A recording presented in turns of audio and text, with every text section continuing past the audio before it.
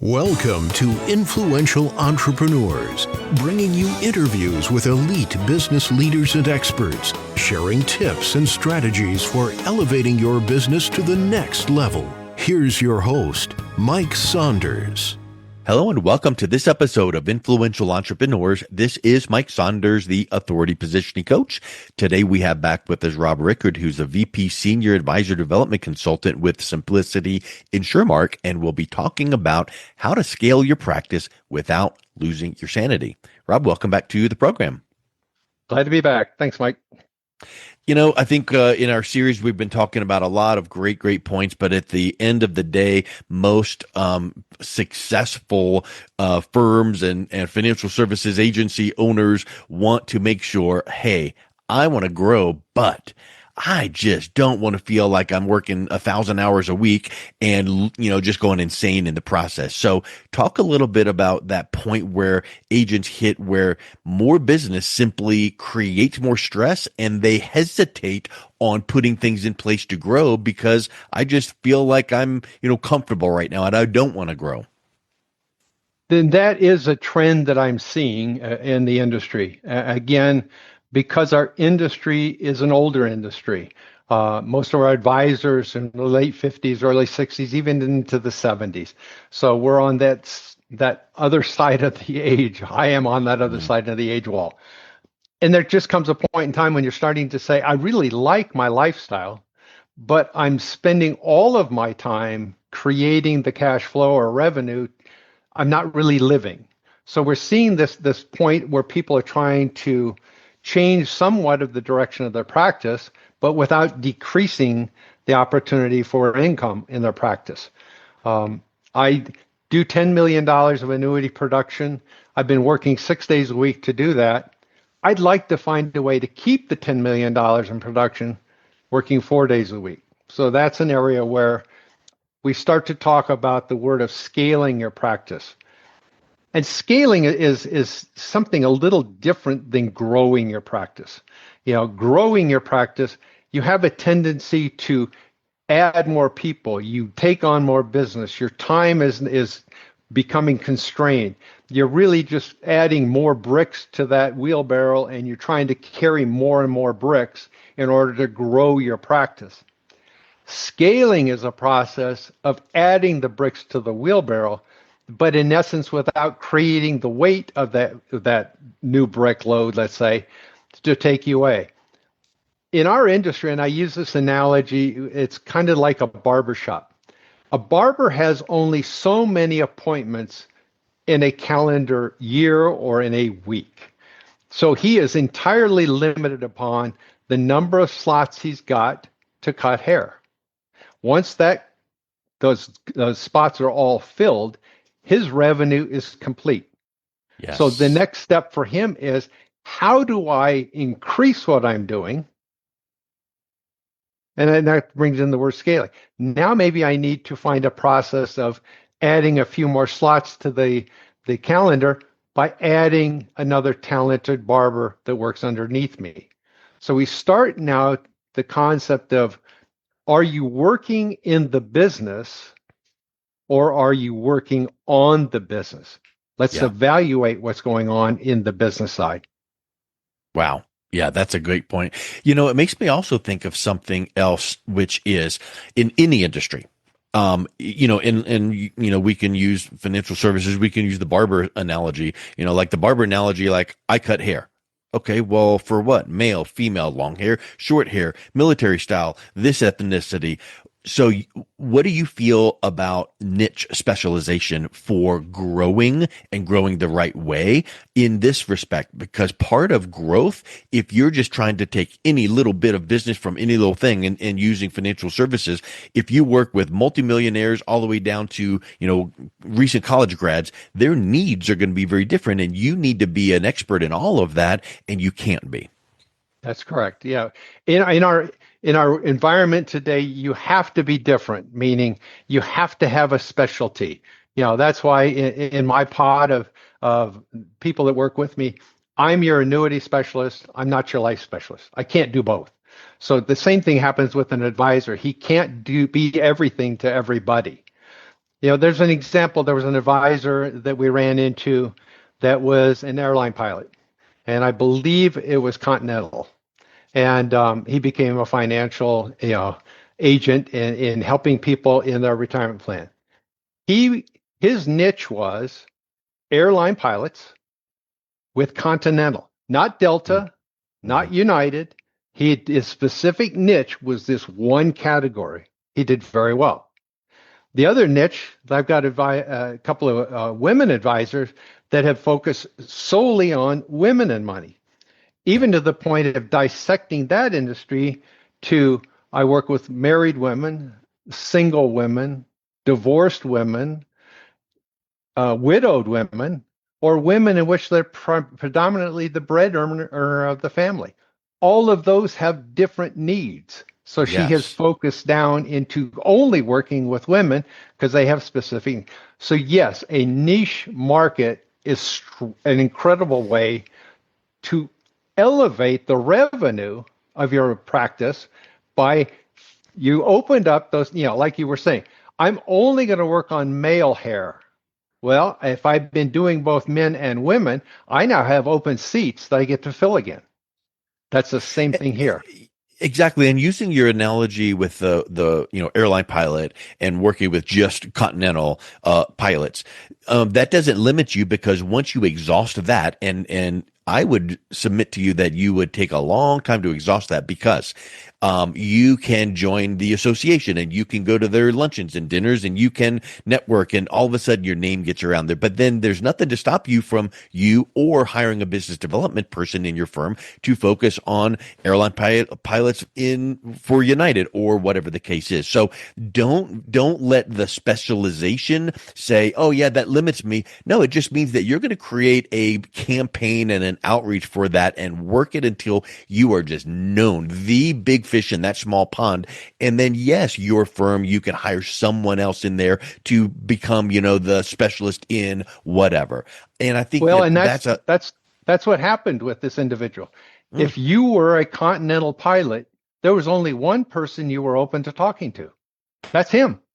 mm, Everybody knew about him. Everybody referred people to him within that organization. So, yes, you're absolutely correct. But you're also correct. If, in fact, you now have captured a strong position there, the next part of scaling, it would be to move to another airline. But now I have to make some changes within my organization.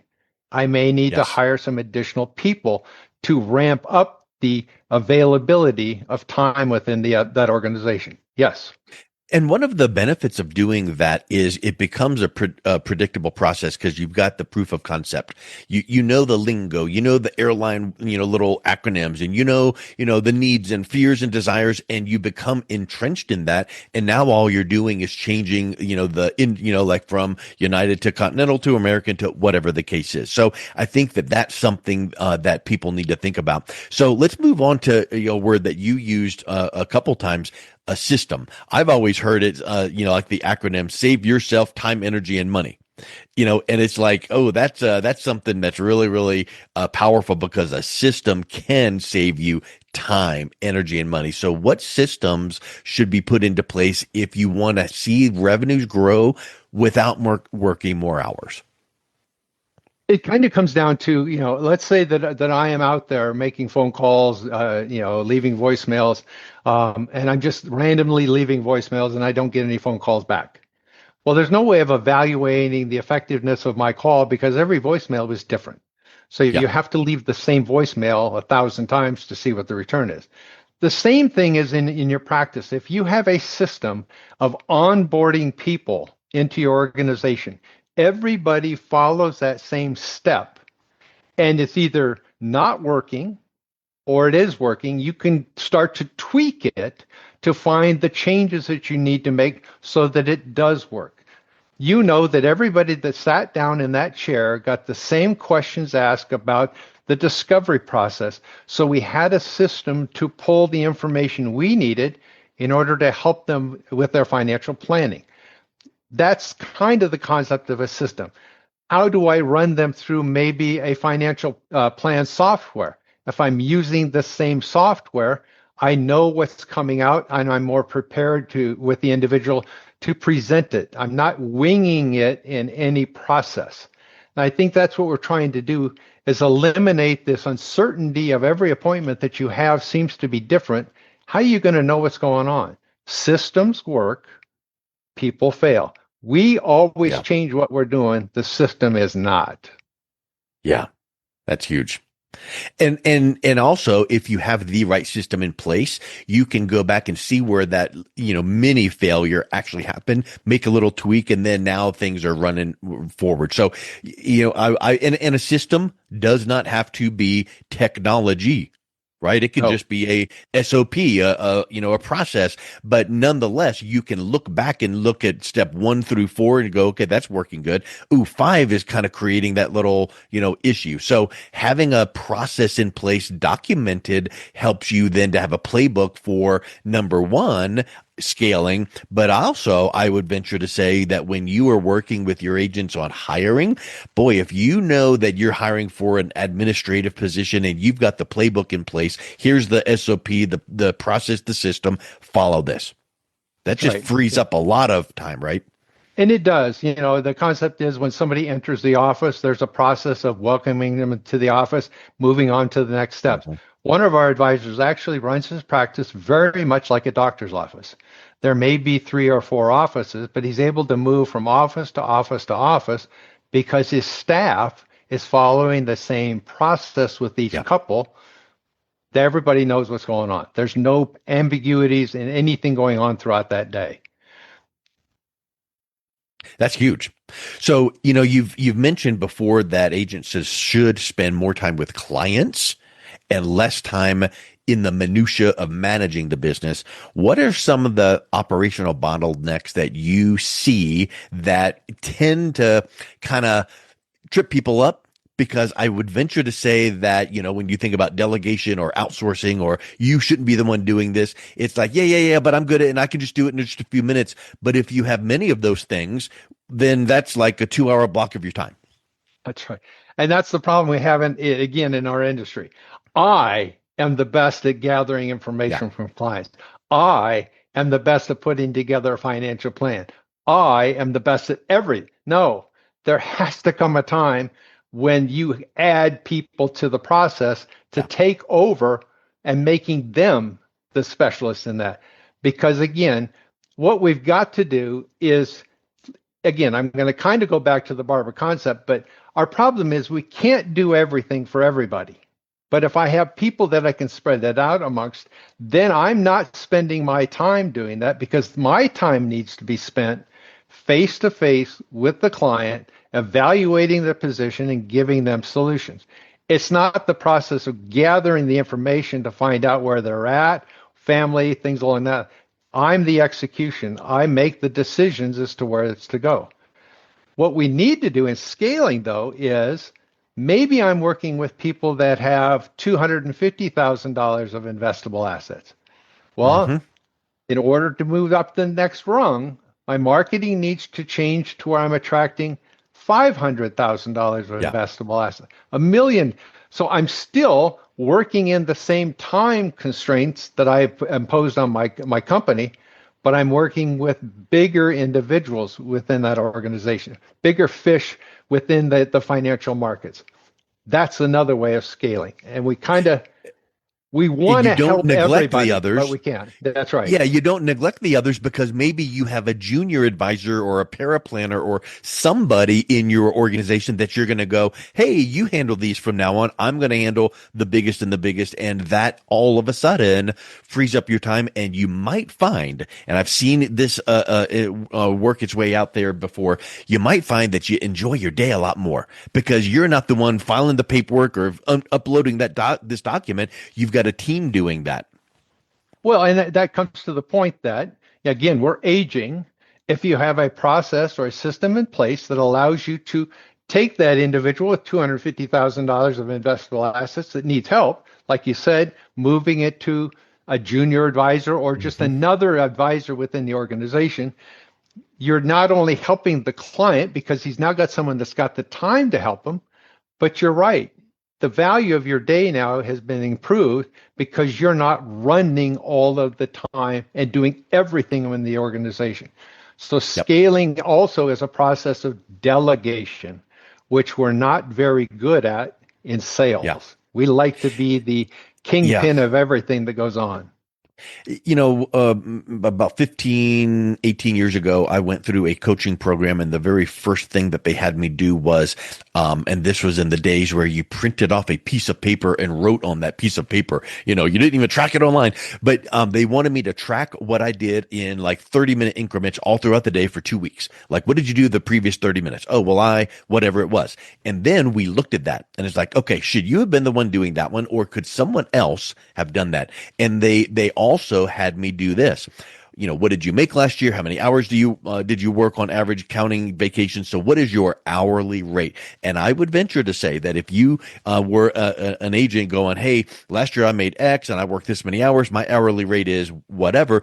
Many of these tasks in this, daily, weekly, couple week time frame, you could be going, hey, should you be the one doing that? You're earning X per hour. You should be having a teammate or a staff member doing that. Have you ever seen that kind of light people's eyes up and go, that the light bulb just went off?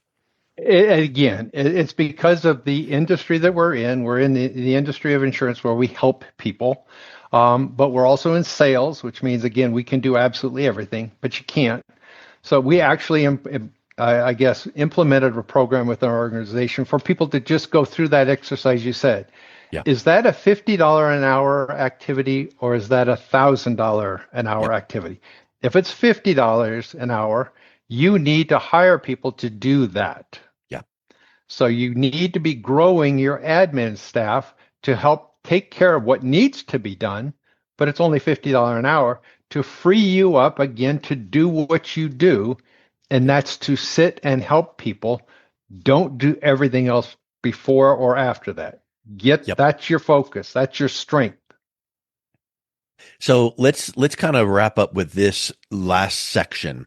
When an agent is implementing many of these things that you've laid out, putting the right team in place, technology, systems, support, all of that, and they're seeing growth and scaling, what is that? And they do it in the right way when they're actually making more, doing more, making more impact with working less hours. What does that do to their quality of life?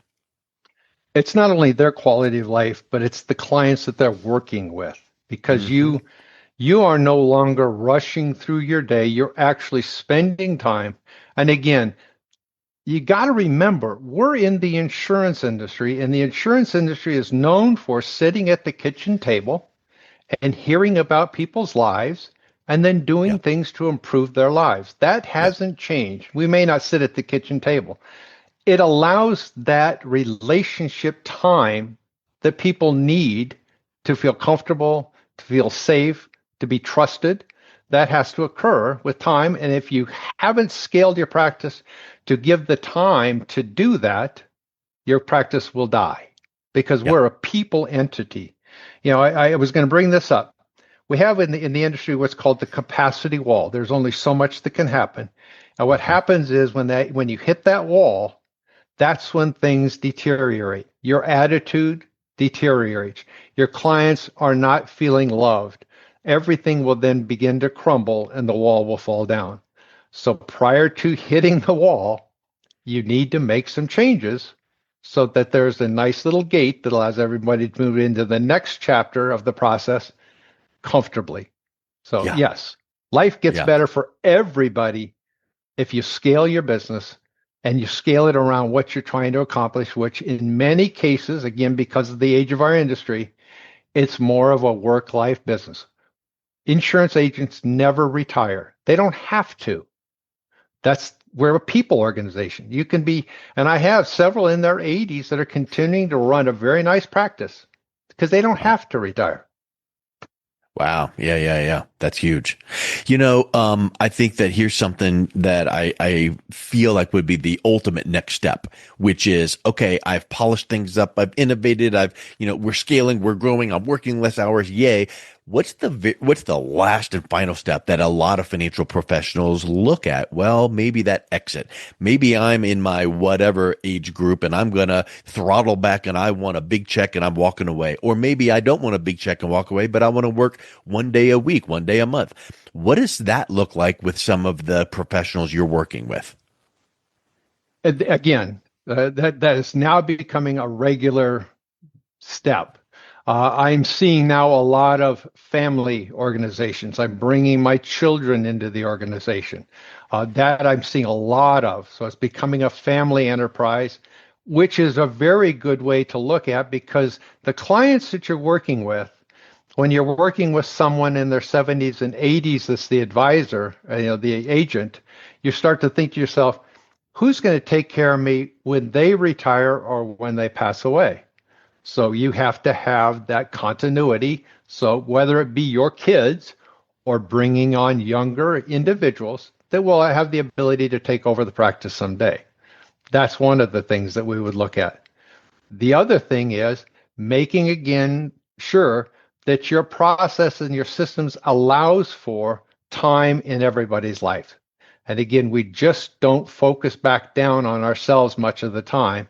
And I think, as an example, I have one advisor at the beginning of every year pulls out his calendar for the year, and he fills in the calendar first with all of his and his family's vacations and time. Wow. That is the most important thing, is his life. Business comes in after that. That's okay. Yeah, I've heard it called what are your non-negotiables? Well, my family time, boom, that goes in first. That's right. Yeah. Huge. We have that ability when you run your own business. That's the benefit you have for what you're doing. Take it. Yep, exactly. Well, I love this. This has been a wonderful conversation, Rob. If someone is interested in having you look at their practice and see where they can scale and actually do more in less time with more sanity, what's the best way they can reach out and connect with you? I would start with just a review of the InsurMark website, www.insurmark. It's INSURMARK.net. Then the second thing would be to give me a call, 800-752-0207. Let's schedule a few minutes to talk. Maybe we have somewhere we can go. Maybe we don't, but I think it would be worth the call. Wonderful. Rob, thank you so much for coming back on. It's been a real pleasure talking again. Thank you, Mike. Appreciate it. You've been listening to Influential Entrepreneurs with Mike Saunders. To learn more about the resources mentioned on today's show or listen to past episodes, visit www.influentialentrepreneursradio.com.